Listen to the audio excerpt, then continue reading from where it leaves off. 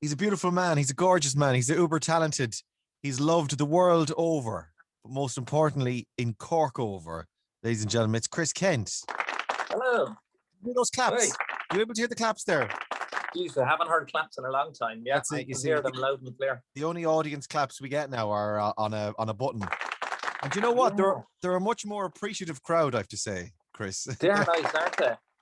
They're good. I like that. That's bringing me back now. Much easier to please as well, I find. Is it? Yeah, yeah. They're ones on a button.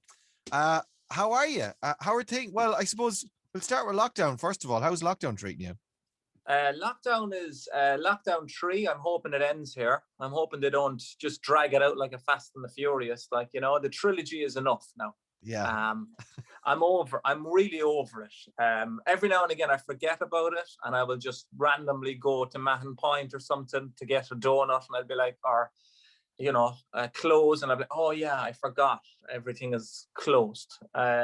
So it's okay. I'm working. I'm back at the day job, so I'm kind of busy. I'm kept busy with that, you know. I didn't know anything about the day job because I suppose when you mentioned the day job and you're working as an electrician now, right? Or I'm at back, the moment? Yeah, I'm back to work as an electrician. I have obviously I was touring. I was doing stand-up right up until the first lockdown, and basically then stand-up kind of just fell out. Everything just fell out of stand-up really. So I was in the middle of a tour. I was about to do the Everyman in Vicar Street, and then it all came to a grinding halt. And I moved back to Ireland, and I went back into a job as an electrician.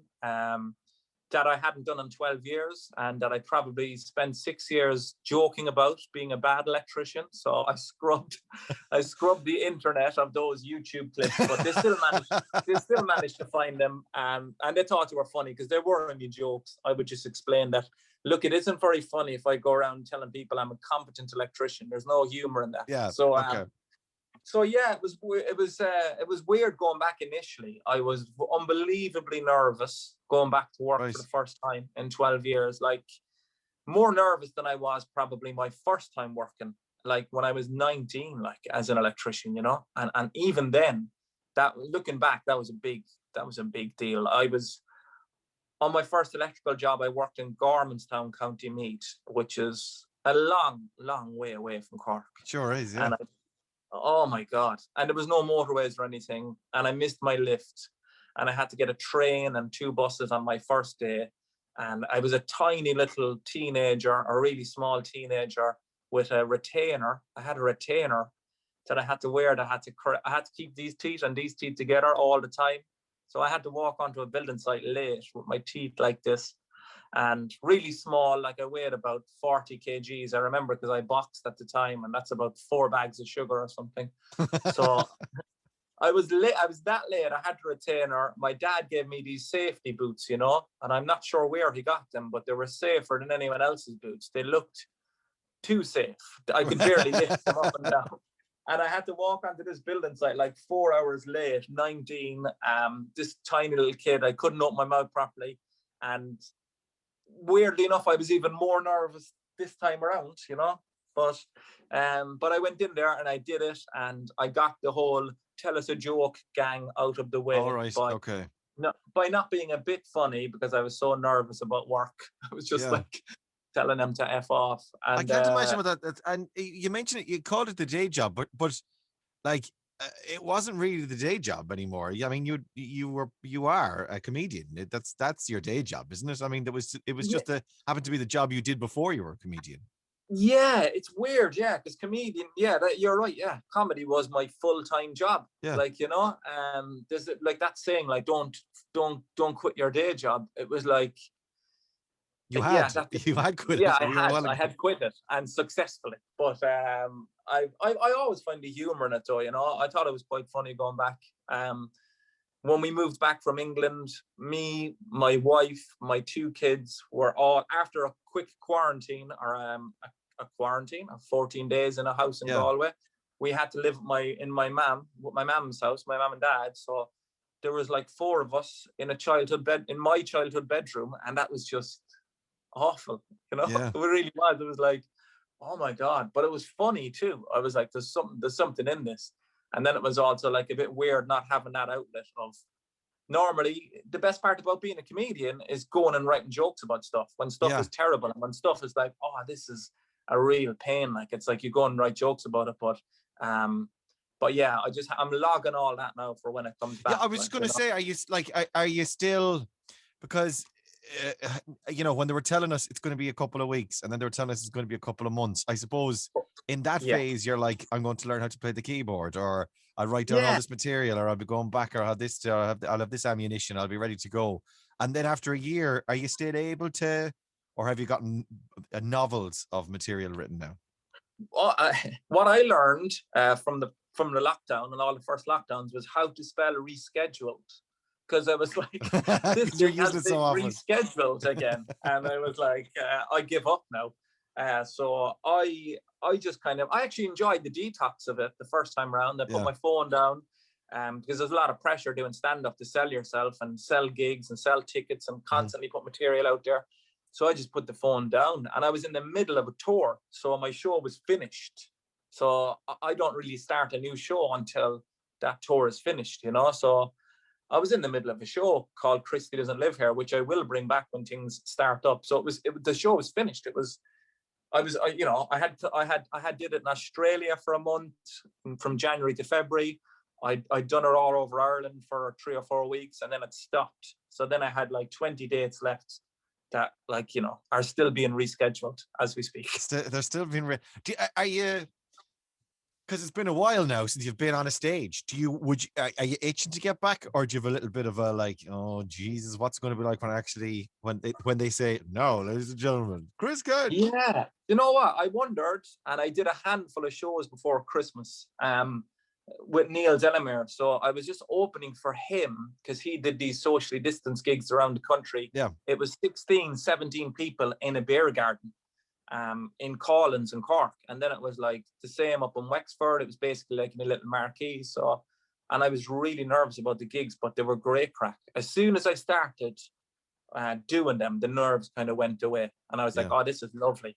And it was actually like a complete full circle, because I was back working as an electrician, doing gigs to 15 or 16 people every couple of weeks. And that's exactly what I was doing like 13, 14 years ago. Like, I was working as an electrician, doing gigs to hardly anybody, Yeah. And it was just a bit weird, but it's good to keep the muscle memory going. Is there more? I guess once the weather brightens up a bit, there will be room for a little bit of that again. I guess restrictions are a bit hard at the moment, but hopefully they'll ease it a bit. Yeah, hopefully, because I've done the Zoom gigs as well, and they're no good at all. Like, really, I mean, they're fun, but they're no replacement at all for a live gig. Yeah. You get just people commenting very good or funny or hard or not funny, and you're like, so this guy sucks. Yeah, welcome to my world. Yeah. welcome to radio text messages, sir. That's the gig. That's it, is it? Yeah, absolutely. Yeah. How are, because I know comedy's a big community, and you mentioned being Delamere. How are other comics working? Like, you've gone back to work, you've brought the family home. How are other, without naming names necessarily, but generally, how are people managing? Because it is one of the industries. In fact, we were just talking about Panty last week, talking about an industry that just shut down overnight. It was not there anymore. And I suppose going back to work in another industry, it helps for those of you that can. But there's an awful lot of people that are like, geez, I don't remember how to do anything else. This is all I do. And now it just doesn't exist anymore. Absolutely, yeah. And there's comedians, because I thought, I was doing comedy 15 years, full time, 10 years, and I was terrified. But there's friends of mine in England that were doing comedy 20, 25 years, and they're just still kind of waiting for it to come back. They're just it's a hard thing to explain on a CV, like 10 years of stand-up comedy. It's a big gap, and it's like a totally different wheelhouse. And it's not as if I left just to do comedy either. I lost my job in the recession as an electrician in 2009. So then comedy was just starting to pick up for me. So I sort of like focused on that because I couldn't get a job. It wasn't as if comedy took off and I just said, good luck to the lads in the job, Mm-hmm. So yeah, even I found that awkward, like just going back and like, because people say, oh, you're a comedian, so you do jokes every night. It's not a real job, but it's like, it is, and I can imagine. it's no crack explaining it, but it's like it's thousands and thousands of miles a year behind the wheel, like in the middle of the night.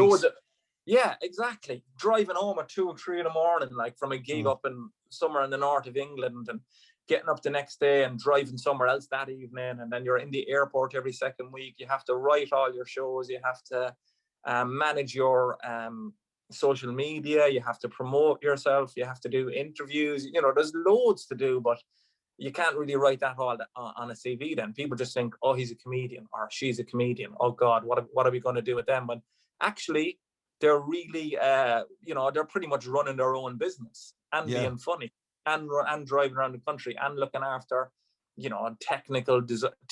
A lot of them are pretty much technicians just from doing so many gigs. Like they could do a sound engineer's job, and marketing and promotion and promoting sales. So, but everything. But a few of my friends have gone back to college. Kind of. A few of them have. Just gone back doing something completely different. A lot of them are doing loads of stuff online as well. Some of them are lucky enough to be doing writing or voiceover work, and they're just kind of dependent on that until the comedy comes back, but there's definitely loads of them just in limbo now, going, oh, I can't wait for this to come back. I really... Sorry. I was going to say, because we were talking about this earlier on, and different people have different views. Some people are like, oh, it's going to take, people are going to be reticent about going back out into gigs again. And people are, once people get jabs. But my own feeling on it is that once enough people have the jab, or once people are allowed to get out, I think it's going to be like opening the floodgates again. I think it's going to be like in a matter of weeks, things will be back to normal. I think so. Yeah. I hope so. I hope so. Yeah. I think people are itching from it. Just from those small few gigs I did before Christmas, I did like 8 shows, 16 people at each show.